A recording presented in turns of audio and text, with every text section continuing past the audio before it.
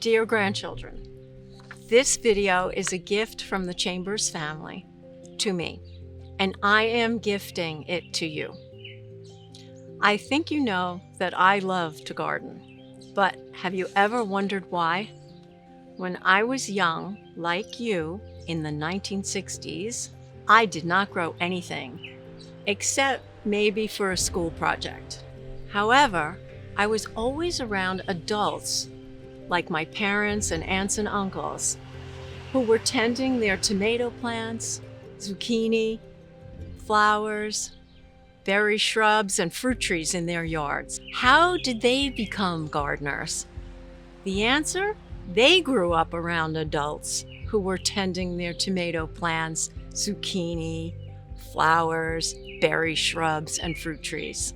Those adults were my grandfathers and are your great-great-grandfathers. They were born in Greece and Italy. Both of them farmed the land. They grew vegetables and flowers and trees and shrubs that fed their families, provided beauty for the spirit and connection to the earth.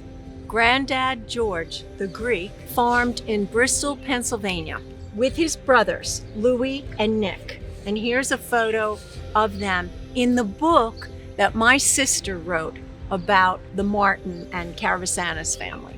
As a little girl, I have memories of going to the farm on weekends. There were cats and dogs running wild and acres of vegetables and fruit trees and berry bushes to hide in. We would visit on the weekends. One time I remember a headless chicken racing around the yard until it fell over, ready to be plucked by Grandma for our dinner. Granddad held the axe. Grandpa Peter, the Italian, farmed the lot behind their in-town house in Franklin Square, Long Island. And here he is, another book that my sister Susan wrote on the Moriales. And this is Grandpa's watering can that I was fortunate enough to receive. He grew most of the food for their family of 9.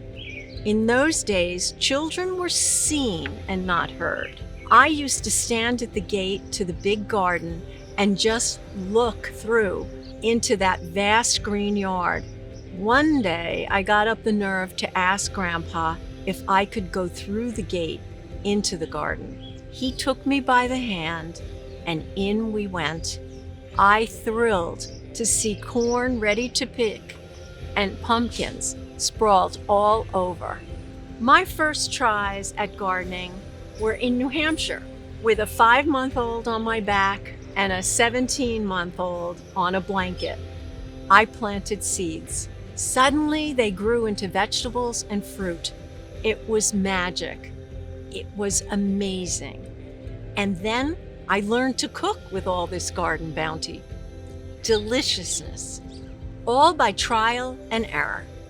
I discovered a connection so deep that we are partners with the earth and that she will give to us what we need to live if we give her care, time, and energy. A garden not only feeds our bodies, it feeds our spirit. And that is why I garden. Love, Riri.